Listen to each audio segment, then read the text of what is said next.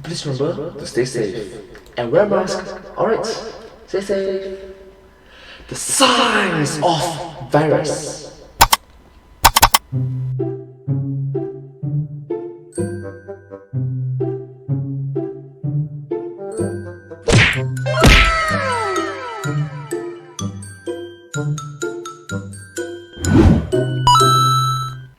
Hello everyone, and let's start the video.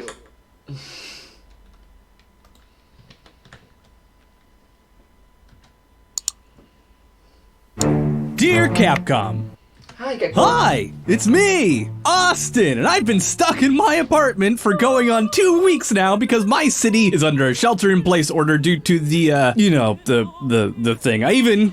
The thing. Get this, got sick! It was just a cold though, figures I couldn't even get the famous thing. I just got a crappy old cold and my daycare is closed, so I've been trapped with my 3.5-year-old in my 1,500-ish square foot Chicago apartment for weeks, but I'm fine. I mean, I'm coping, I'm fine. This is fine. We're all fine. I'm definitely not going crazy.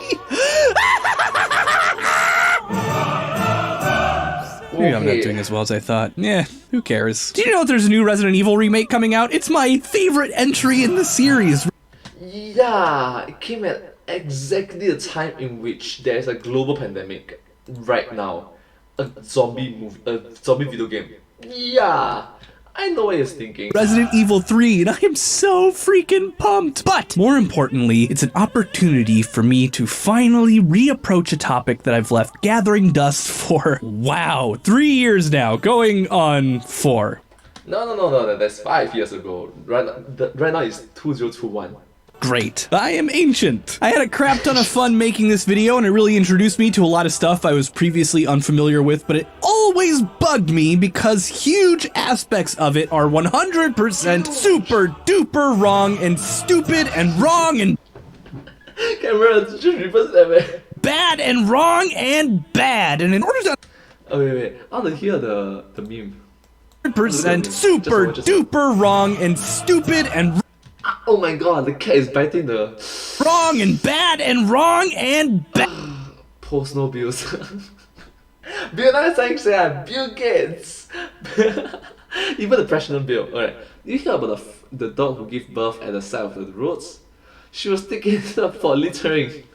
And in order to understand why, we're gonna have to go back to the past to play the crappy vids that suck demonetization. The entire United States would be completely overrun by flesh-eating monsters in little over a month. Wrong. And after that time, even if people died over 95% less to zombie attacks and got 1,000 times better at fighting them, the entire world's population would be reduced to 2% of its original total in just 6 months. Wrong.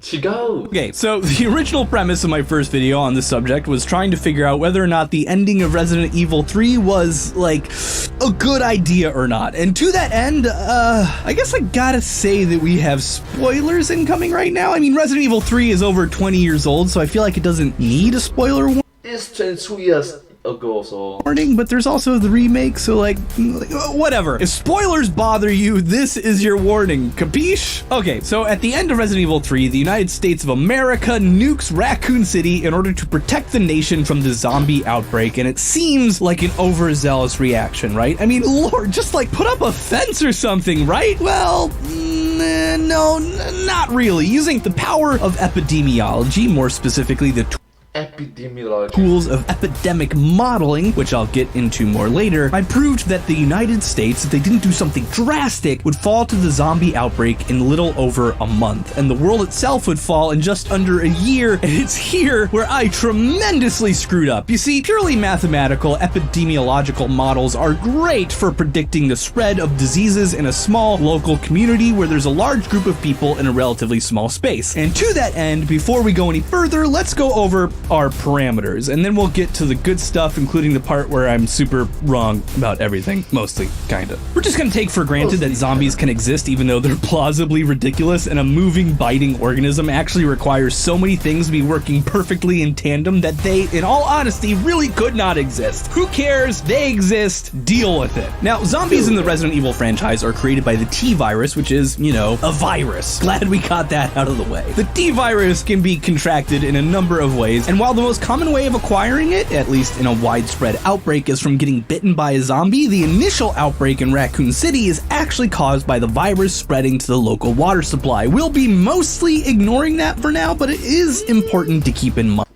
It's important to keep in mind For later. Approximately 10% of the human population is naturally immune to the T-virus and are utterly unaffected by it, which is great for humans because it reduces the rate of infection, but it's bad for me because I have to include it in my math and it makes everything way harder. Anyway, a person who's infected will, within a matter of an hour or so at the fastest, or days at the longest, eventually turn into a zombie. Usually they appear to die first, which is actually what causes the massive outbreak to begin with. Doctors were like, dang, all these people keep dying. I guess we'll just put them in a big pile over here. Then all of a sudden they get back up and the doctors are like, oh, look, we were super wrong. They're not actually Ow! Ouch! Why? Why did you bite me? Then eventually they become zombies and et cetera, et cetera. You've seen zombie stuff. You get it. Standard epidemiology tools can actually be used to model outbreaks like this with a bit of tweaking. The standard model is what's known as the SIR model. It's not called that because it's super into the lifestyle, but because it's an acronym for 3 buckets that are the most useful for the studiers of contagious diseases. It's short for susceptible, infected, and removed.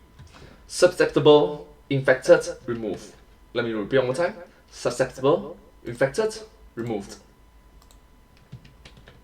Basically, anyone who can be infected by a disease falls into the susceptible bucket. If they get sick, then they move into the infected bucket, and when they're no longer contagious, either because they're recovering or dead, or vaccinated, they get moved to the removed bucket because they're removed from affecting the spread of the disease. What determines how you move from one bucket to another? Differential calculus. Fun! It uses what's known as a coefficient to determine how the numbers change, and while this sounds scary, it's actually not that bad. Basically, if there are more infected people, susceptible people are more likely to get sick, which makes sense, right? So in order to figure out how many people move from the S bucket to the I bucket, you multiply them together and tack on the coefficient, which is basically a number that says, when these two numbers come together, how likely are the numbers to change? This is useful to organizations like the CDC because their job essentially is to lower the coefficient as much as they can, since they can't actually change the number of people who are currently infected and who's currently susceptible. So, for example, if nothing is done, let's say the coefficient is 1. This is an absurdly high number, but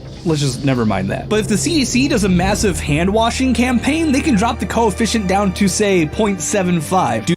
or just hope that make it 0.000 something. Do videos on how to properly cough into your elbow or into a tissue and then dispose of it, you can lower it to 0.5. Congress passes a stimulus package that allows people to stay quarantined in their homes without missing rent. You've dropped it down to 0.1. All these things can dramatically mitigate the impact of an illness, and most of what epidemiologists try to do is figure out which actions will affect the coefficients the most for as little money and effort as possible. Make sense? Now, this basic because you must understand that time is not friendly under this kind of dire situations. 3-bucket model won't do it all for us, and as a result, our math is tremendously more complicated. If the standard epidemiology model is called the SIR model, I present to you the SINSD model for all your local community-driven zombie apocalypse epidemiological modeling needs. What? This beast is complicated and very prone to breaking, but I have mostly wrangled it for my purposes. It contains not 3 buckets, but 5, which may not sound like that many more, but trust me, it is a bloody nightmare to balance us all. We have our susceptible population, which is the same as before. Susceptible, infected. What is Z? I don't know what is Z. I think it's dead. I means infected, I guess. We got infected, which are folk who are infected with the virus. We've got a separate side bucket for the 10% of the population that's immune. Then Z is for zombies, and D is dead for, you know, the things that are dead. People move from the susceptible to the infected bucket based on a coefficient relative to the susceptible population size and the current amount of zombies, while zombies and immune folk move from their buckets to the dead bucket directly based on coefficients between the zombies and the total population of living humans and coefficients between zombies and the immune populations, respectively. What else? Oh. I really like it. It's like, what else? That means there's a lot more calculation to do. I respect that. Right, the immune move from the infected to the zombie buckets at a steady, flat rate based on how many infected there are, and I think that's it. Wait, let me count real quick. 1, 2, 3, 4 coefficients. Yep, that's all of them. Whew, boy.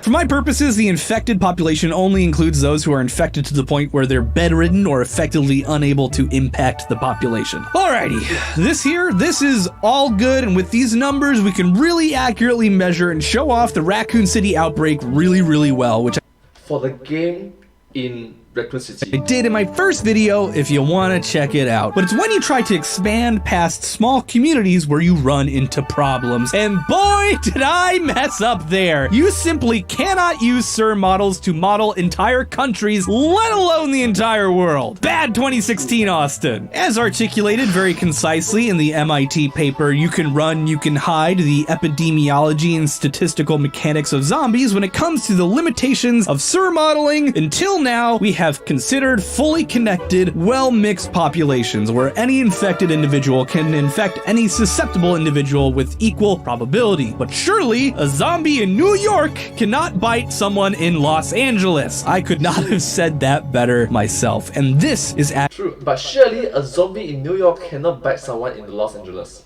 actually the problem with a lot of diseases. The answer that most models come up with to fix this is to integrate a metric called kilometers per year that a disease can spread from one community to another. In short, diseases of all kinds require one thing: proximity. But finally, after 3 years of waiting and days, and I mean this literally days of rendering simulations and manually crunching numbers in an entirely new way, I have a brand new model, and let me tell you something. This thing is freaking awesome!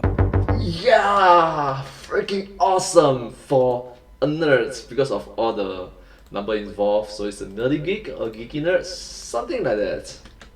I hope that the audience doesn't run away because of the numbers. Sorry. In order to simulate a Raccoon City outbreak, I had to pick a starting point for our infection. For the umbrella compilation. There's no set location in the real world, but given that it's specified that Raccoon City is in the heartland of America and it's near mountains, the internet's best guess is Springfield, Missouri, which works for me. This is where our outbreak starts, with 78,350 infected, 9,320 zombies, and 535 survivors. In order to reach new communities, the zombies are gonna have to walk. The slowest average human walkers, which is basically how quickly a zombie walks, goes at roughly 2.7 miles per hour. I really like it that he also mentioned kilometers per hour for the international audience. Moving outwards in a circle kind of randomly, it'll take a zombie leaving Springfield, Missouri, roughly 10 days to reach my town of Chicago, Illinois. Let's just stop for a second and let me explain this visual before moving on. The red part looks really scary, and to be fair, it should, but it isn't actually red for every zombie on the map. Rather, the red only shows how far the T-virus has spread. An area that turns red is still impacted by the singed model, and there's still a chance for people to fight back and reduce the zombie population. That said, once they reach a major population center, our numbers start to go berserk. Day 10, zombies have spread to Chicago. Day 18, Dallas. 30 days in, Philadelphia, Toronto, Hamilton, Houston, New York City, and San Antonio all have zombies in them, and our numbers have begun to explode. We'll get to those in a minute, but let's skip ahead to day 40, where my original video ended, and I said the entire United States would be infected by. As you can see, that's not even close to true. About 2/3 of North Like Antarctica is just not even North touched. America is impacted by the T virus right now, but using our coefficients and our buckets, only about 40% of the United States has died, only 2% is infected, and only about 21% are zombies, which I mean is really bad.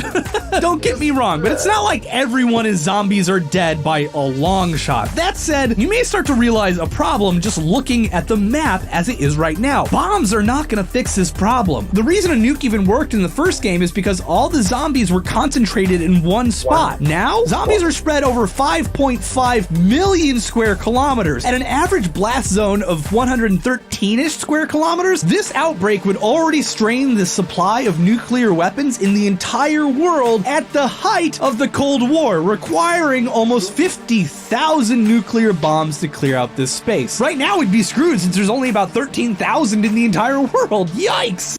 So it's a bad idea. It's an absolutely bad idea to drop And that. so, our zombies trudge on, barely abated by individual communities spreading, getting worse, and overtaking the entirety of the contiguous United States in 4 months. A few interesting things are happening right now, though. You'll notice that they don't quite make it to Alaska. That's kind of neat. And down here, this bottleneck, that's Panama. This is a huge strategic advantage for South America. And if they can muster enough forces here, they may be able to stop the zombies from spilling into their continent. Unfortunately, once the occupants of Mexico City, one of the most populated metropolitan areas in the entire world, is converted into a horde of zombies, there's no stopping it. And just shy of the 1-year mark on day 324 after Raccoon City's outbreak, they pour into South America like a swarm of locusts. And while South America has a much lower population density than North America, it has a ton of cities. The plague spreads much slower down here, but thanks to their concentrated cities, huge blooms of infection spread. And just over a year and a half after the Raccoon City incident, the entirety of the Americas, save for Alaska, has zombies in it. And on day 645, our very last survivor dies, and it is all over. The problem is, once a zombie horde has established itself, you have very limited time to contain it, or your chance of survival drops to 0 on a long enough timeline. I mean, how do you even deal with this? How many unmanned drones, carpet bombings, and nukes are you willing to drop to clear out this infestation? At least Europe, Asia, and Africa are safe. Or are they?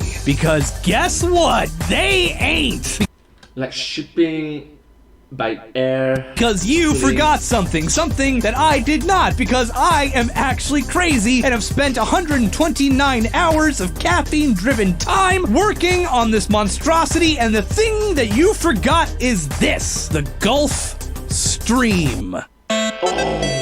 The Gulf Stream is an ocean current that brings warm water up from around Florida up to northwestern Europe, and it's one of the reasons the United Kingdom isn't a frozen wasteland 365 days a year. And remember, the T virus is waterborne, meaning that once it hits the coast, it can travel either in the form of the raw virus in the ocean or by, zombies who tried to go swimming and got pulled away. It takes a while, though. At an average speed of 4 miles per hour, once the zombies hit the coast, it'll take at least 68 days until the virus reaches the UK, France, and then swoops down to Africa. The zombies reach Savannah, Georgia by day 18, and Europe and Africa by day 112, and from then, it's all over, folks. It spreads everywhere, and by day 575, it is spread everywhere zombies can feasibly reach on foot, with Feasibly. some exceptions, specifically Japan, Alaska, Australia, and Madagascar. Madagascar. Might be safe if experts realize that the virus can be waterborne and take proper precautions, and guarantee that we ignore that the T virus can infect tons of different kinds of animals, not just humans, like birds and fish. That said, I didn't actually run the exact numbers on how long it would take for every human in the affected populations of Africa, Europe, and Asia to actually die, since I was running all the numbers manually based on population density, and after spending 3 days on the Americas, I was not gonna do the rest of the world. I think it's safe to say that they'd be toast by, year 4? Tops? I don't know. Maybe I'll do it again in another 3 years to perfect it. So what can we learn from this? A lot, actually. Stopping a disease in its tracks as early as possible can prevent a global snowball effect that will end up impacting logarithmically more people than the initial outbreak. Lowering coefficients, whether it's person-to-person contact or in the cases of Exponential logarithm. Log. Zombies shooting them in the head and destroying the brain can do a ton to reduce the spread of disease, because once diseases hit a tipping point, they can very, very quickly become out of control and kill millions of people. Thankfully, zombies can never exist. Whew! What's that? Oh God. Sincerely, Austin.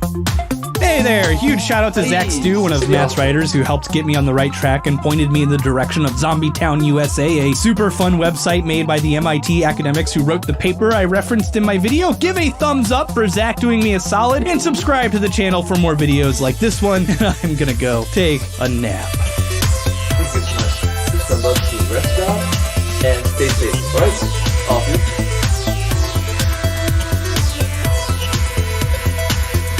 We appreciate all of you for watching this video. Thank you so much. Thank you so much for watching this video. If you do like this video, please consider to like, share and subscribe to my channel and comment down below if you have anything to share with us. Do remember to follow my channel and I'll see you in my next video. But hey, that's just the signs. The signs of. Thanks for watching. Thank you.